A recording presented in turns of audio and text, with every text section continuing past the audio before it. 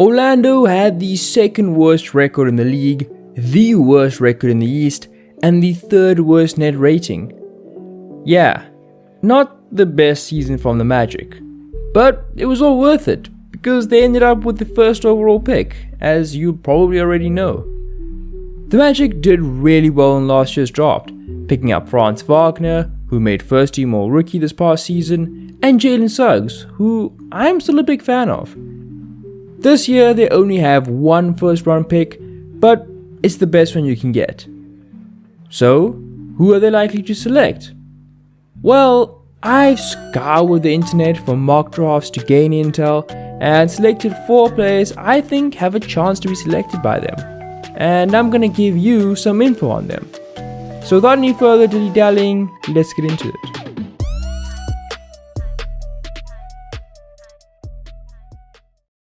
Let's start things off by talking about Chet Holmgren out of Gonzaga. I feel like I'm going to end up saying this a lot, but I think Chet is the best floor raiser in the draft. Nope, not the highest floor in the draft, but the highest floor raiser. What do I mean by that? Well, I think that if everyone reaches their realistic potential, I think Chet improves a bad team the most. I guess in that case, it's a good thing that Orlando will have the chance to take him. He has the potential to become a defensive anchor who can command the paint and protect the rim with the best of them, and then stretch the floor and playmaker out of the short roll and from the top of the key on the offensive end. That's a really solid building block for a really good team. I don't think he's got the best player on a championship roster potential and can really only be the second best player at the very best for Orlando. Yeah, you'd want to be getting a true superstar with the first overall pick, but I don't think you'd be really disappointed with Chet. The things that really hold Chet back are his frame, his switchability, his effectiveness as a perimeter defender, and finally, his scoring. The frame just is what it is. There's no use talking about it any further. In terms of switchability, I think he wasn't terrible, and his length actually helped him recover from certain situations. I just wonder if he'll be able to do that at the NBA level, because he did get beat off the bounce a lot of the time. In terms of his scoring, I think he'll hit threes and finish up creative for him around the rim. Other than that, I'm not sure how he gets his buckets. There are concerns out there that teams can switch smaller guys onto him and live like that. I think that becomes less of an option if the jumper is money, as he can just shoot right over them. However, that would mean he becomes more jumper dependent, which increases the variance in his output. He doesn't really have a post game, and I don't see him taking guys off the dribble, especially in playoff scenarios. The Magic would still be a superstar short of real contention, but at least they'd be adding a serious piece to their core. Next up, let's talk about Paolo Banchero out of Duke. Banchero has the highest offensive ceiling in the draft for me.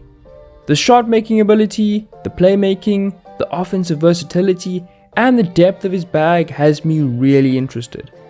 He was able to be the best player on the court on the offensive end and have that kind of impact without necessarily being that heliocentric.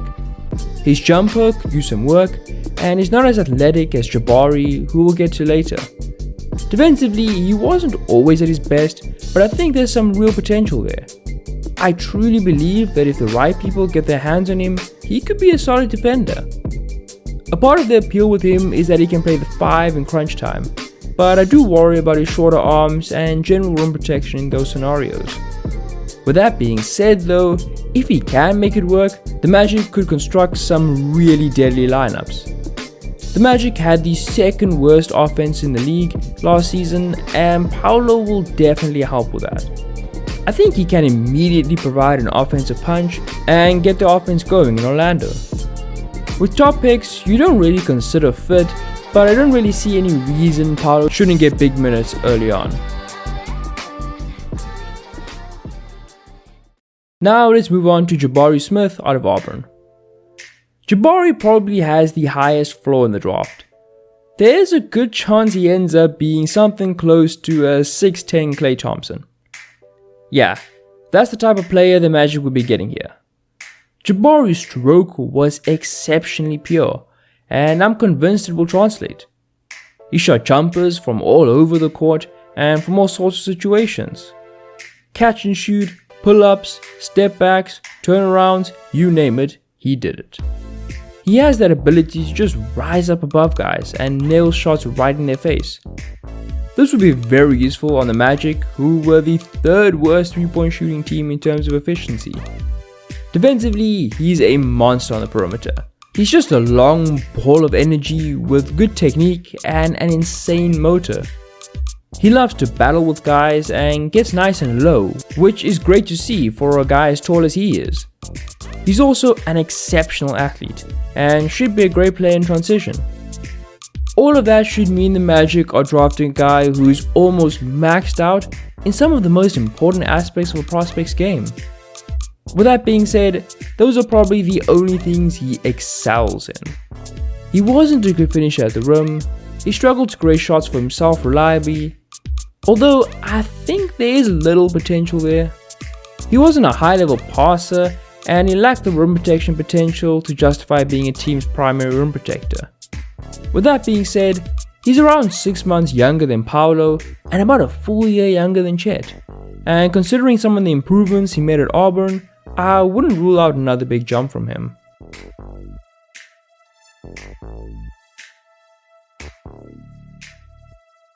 Finally, let's talk about Shaedon Sharpe, out of, I guess, Kentucky. Sharpe is an electric athlete. He's got some truly jaw-dropping burst and explosion at the rim. He makes it look so effortless when he gets into the restricted area. He's a pretty good finisher at the rim in general, and his length helps him in this regard too. Sharpe is a big-time scorer and has some serious shot creation upside.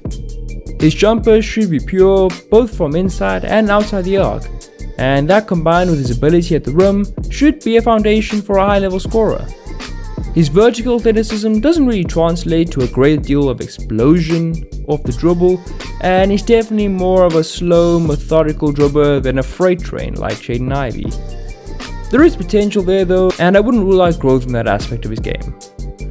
The passing also wasn't a major negative, but it wasn't a real positive either. I'm not sure he can ever be the focal point of an offense, despite him having the ability to be a team's best scorer. Also, for all his athleticism at the rim, he didn't really show a great deal of lateral quickness on the perimeter, and that was in high school. His length and verticality are good tools for him to have, and project him as at least a decent help and recovery defender, but he's still got a lot of work to do on that end. I doubt the Magic take him with the number 1 pick, but I think he has the best chance of any of the other guys not mentioned to get selected there.